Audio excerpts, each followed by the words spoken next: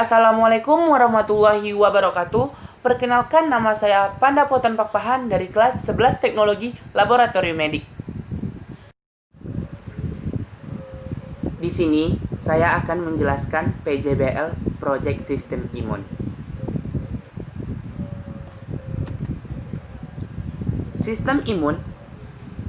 Sistem imun adalah sebuah mekanisme yang digunakan badan untuk mempertahankan keutuhan tubuh sebagai perlindungan terhadap bahaya yang ditimbulkan berbagai bahan dalam lingkungan.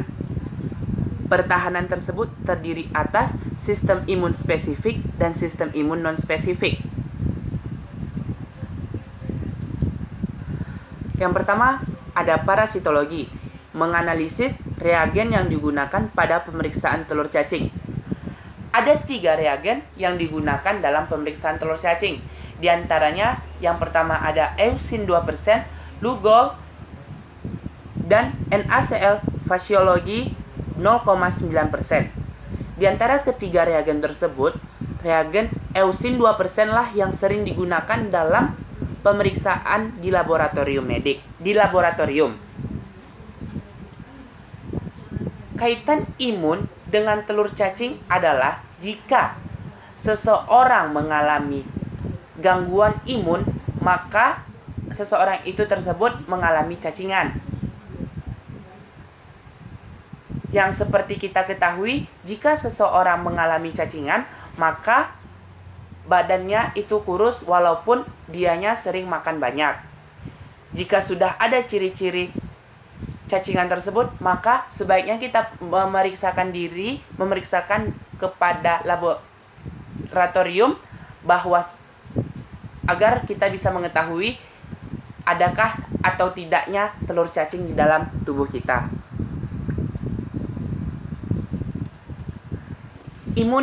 Immunoserologi. Sistem imun dibagi menjadi 2, yaitu sistem spesifik dan sistem non-spesifik. Saya menjelaskan sistem spesifik dulu. Sistem spesifik adalah suatu sistem yang dapat mengenali suatu substansi yang asing yang masuk ke dalam tubuh dan dapat memacu perkembangan respon imun yang spesifik terhadap substansi tersebut. Contoh dari sistem imun spesifik ini yaitu humoral atau sel B dan seluler atau sel T. Selanjutnya ada sistem non-spesifik. Sistem imun yang bersifat non-spesifik dikarenakan tidak ditunjukkan terhadap patogen atau mikroba tertentu, telah ada dan berfungsi sejak lahir. Sistem imun non-spesifik ini terbagi menjadi 2, yaitu fisik. Contoh dari sistem imun spesifik fisik ini adalah kulit, selaput, lendir, silia, batuk, dan bersin. Yang kedua ada larut. Larut terbagi menjadi 3, yaitu biokimia, humoral, dan selular. Contoh dari biokimia adalah asam lambung dan lisolin. Contoh dari humoral adalah komplement interferon dan CRP. Yang ketiga ada selular. Contoh selular adalah fagosit, sel nol, dan sel Medicaid.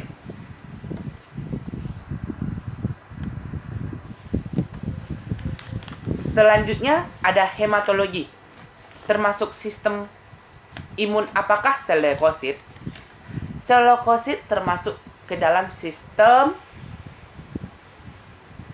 imun spesifik. Kenapa?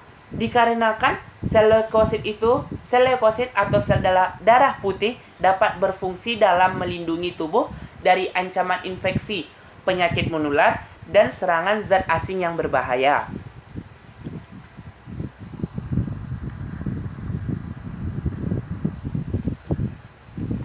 Selanjutnya ada bakteriologi dan kimia klinik. Salah satu hal yang berhubungan dalam sistem imun adalah adanya infeksi dari parasit. Untuk itu dilakukan pemeriksaan sampel urin agar kita mengetahui apakah ada atau tidaknya infeksi dari parasit tersebut, parasit di dalam urin. Maka bisalah dilakukan pemeriksaan spesimen urin. Prosedur pemeriksaan sampel urin ini sangatlah mudah. Yang pertama, tampunglah spesimen urin sebanyak 10-12 mili dengan memperhatikan waktu yang telah ditentukan. Waktu pengambilan urin itu berbeda, jadi sesuai kebutuhan dan sesuai yang disuruh oleh petugas laboratorium. Misalnya, urin sewaktu, urin pagi, urin 24 jam, urin postprandial, dan lain-lain.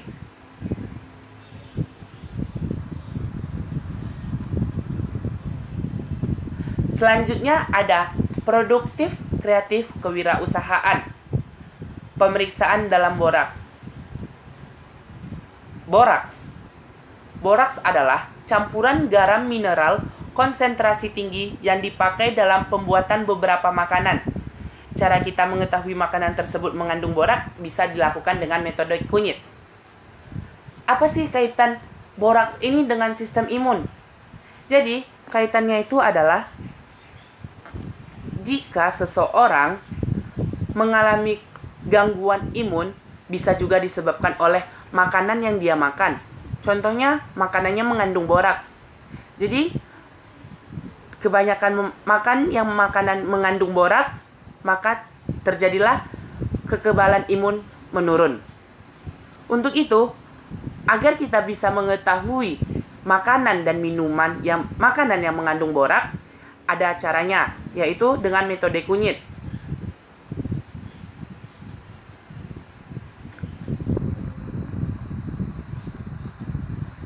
Selanjutnya ada histologi. Cara mengawetkan urin. Pasti pada tahu pengawet urin.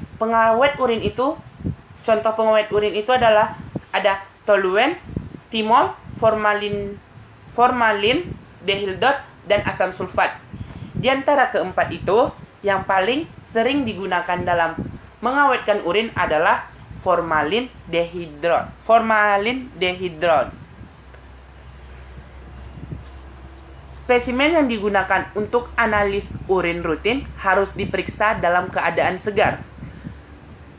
Bila ini tak memungkinkan, selanjutnya harus disimpan dalam lemari pendingin dengan memberikan pengawet. Spesimen yang diberikan pada suhu ruangan akan segera mulai terurai, terutama karena adanya bakteri pada sampel. Urea spitting bakteria. Bakteri ini menghasilkan amoniak sehingga meningkatkan pH urin. Peningkatan pH akan berakibat penguraian atau pemecahan kumpulan sel atau KS yang mungkin ada di urin, karena kumpulan sel ini mudah larut dalam larutan basa. Sekian yang bisa saya sampaikan, kurang atau lebih saya mohon maaf karena saya masih dalam proses belajar. Wabillahi taufik wal hidayah, waridho inayah. Wassalamualaikum warahmatullahi wabarakatuh.